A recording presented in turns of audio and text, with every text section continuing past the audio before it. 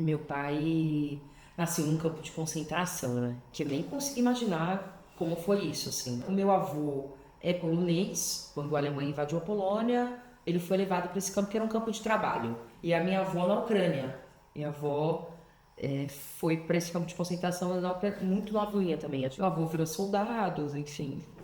Minha avó é enfermeira no campo. E tiveram meu pai, ficaram depois da Segunda Guerra um tempo ali como refugiado. Meu pai virou um apátrida, porque a Alemanha não reconhecia ele, e na Polônia também não, e aí vieram para o Brasil como refugiados, né? Tinha uma colônia de polonês em Osasco. Meu avô nunca falou português direito. Ele trabalhava dentro de um frigorífero, no gelo.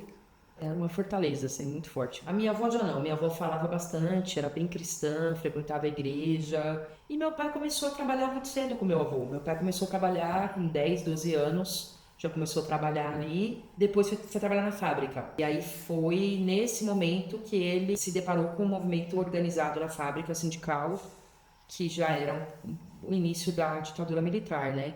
O meu pai foi preso na ditadura militar, torturado, organizando os trabalhadores, né, das greves, nesse ambiente. Ficou preso uns 2 anos. Minha mãe veio de Minas para São Paulo estudar e trabalhar. Ela se formou, estudou química e foi trabalhar na fábrica também.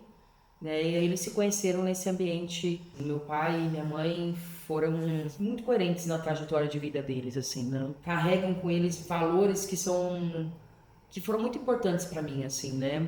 Humanidade, da relação com as pessoas, né? Da simplicidade, de não ter vergonha de onde você veio, de quem você é. Eu entrei na MTST em 2005. Tava com 18 anos. Eu já fazia movimento estudantil. O movimento tinha feito uma ocupação Chico Mendes, em Tabuão, mas é na divisa com Campo Limpo. E eu falei, vou lá, vou conhecer. Era um terreno que sempre foi abandonado e essa rua era uma rua que anoitecia, a gente não podia mais andar nela, porque tinha muita notícia de estupro, assalto, né? Exatamente porque era um terreno baldio muito grande e muito escuro, tudo muito escuro. E quando eu cheguei lá, foi muito impactante. Me deparei com uma realidade que eu nunca tinha visto tão de perto. As pessoas todas ali juntas, trabalhando junto, um ajudando o outro, a senhorinha de cadeira de roda e as pessoas construindo o barraco para ela, né? O pessoal cavando fossa para um banheiro coletivo, planejando a ocupação, abrindo rua,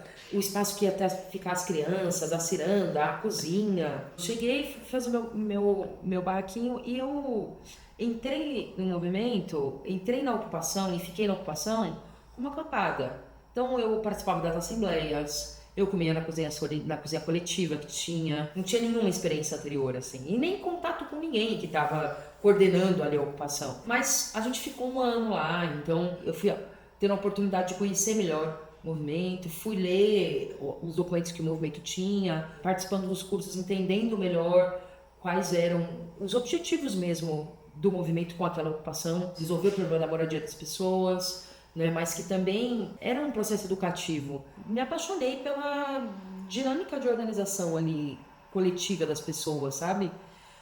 Nenhum problema ali era um problema individual. Todo mundo dá um pouquinho. Ah, eu tenho um arroz, eu tenho um feijão, eu tenho uma carne moída aqui, uma linguiça, um não sei o que, vira um almoço que come 100 pessoas. Eu até me emociono, assim, quando eu lembro da ocupação Chico Mendes.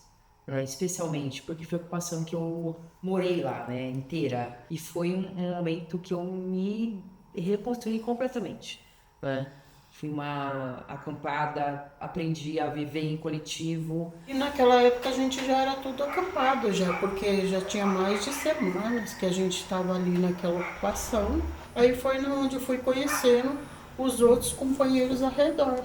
E aí conheci a companheira Natália. Então a gente já se sentia uma família, né? Assim, então sempre a gente estava naqueles grupos. A Natália, eu, o Bozo, o Silvério e os outros companheiros, outros militantes também. Meu filho nasceu em julho. A Natália chegou na minha casa, veio trazer fraldas, me ajudou com os mantimentos que eu estava precisando, porque eu estava desempregada. Então, assim, ela sempre foi uma pessoa presente também na vida da gente. Aí a gente fizemos a ocupação do João Cândido, para que desse uma pressão para a gente conseguir chegar no objetivo maior das construções até do Chico Mendes 1 mesmo.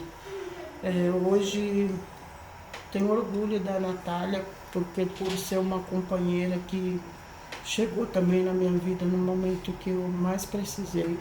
Eu passei uma dificuldade muito grande e do nada ela chegava na minha casa.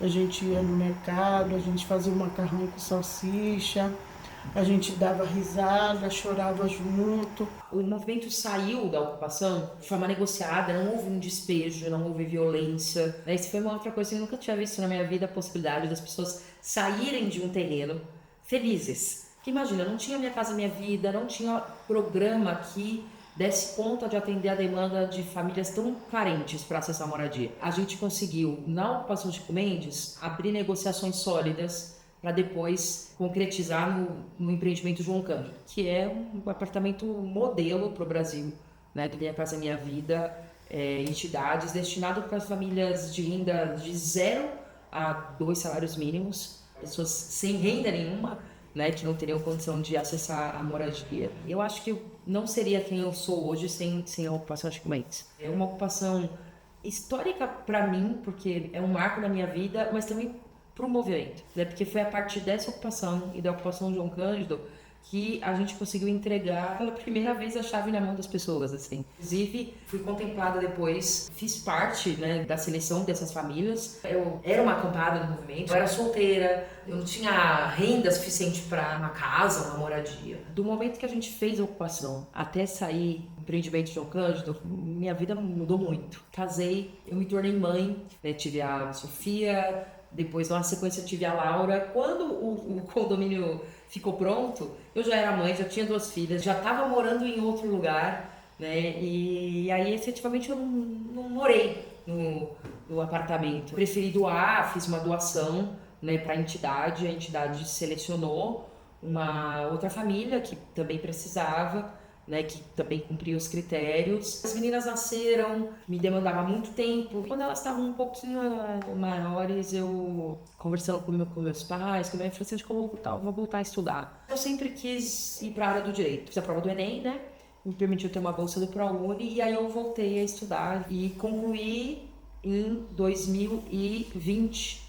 Fiz a defesa da minha conclusão de curso, tirei minha carteirinha da UAB e me formei em Direito. Olhando para trás esses 20 anos, eu acho que eu não seria nada se eu não tivesse, nos meus 18 anos, tido a ousadia de ir lá conhecer uma ocupação com movimento, de morar na ocupação, me abrir para um mundo, reconhecendo que eu não sabia nada, para um mundo de possibilidades. Tenho muito orgulho de fazer parte dessa história. Prioritariamente, eu acho que eu tenho uma história de muita dignidade, de muita coragem. Eu acho que minhas filhas, quando crescerem, elas vão ter uma referência em mim como mulher, que sou uma mulher que eu gosto de cozinhar, eu gosto de cuidar das minhas filhas, eu gosto de cuidar da minha casa. Isso não é um problema para mim, mas eu também gosto de ter direitos. Eu quero ter os mesmos direitos que os homens. Eu quero não ser assediada no ônibus, eu quero que as pessoas respeitem o meu corpo, eu quero que minhas filhas não sejam assediadas na rua. Quero ter o mesmo direito que o meu companheiro tem no mercado de trabalho. Isso não faz de mim ser menos mulher, ser menos mãe, ser menos companheira. Eu gosto disso, né? E eu acho importante minhas filhas terem essa referência de que é possível a gente gostar do lar e ao mesmo tempo brigar pelos nossos direitos, né? Isso é parte da vida, não tem por que a gente separar uma coisa da outra. Eu acho que eu aprendi isso na luta do movimento social nesses 20 anos, assim. Ninguém nesse mundo é alguma coisa sozinho. Ninguém.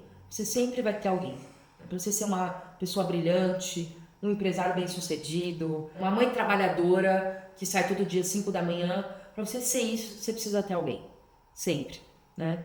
É uma mãe, é um amigo. Ninguém vence na vida sozinho. De nada vale a pena a vida se a gente não aprender a ter empatia.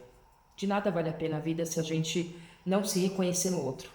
Esse é o básico de uma vida em sociedade.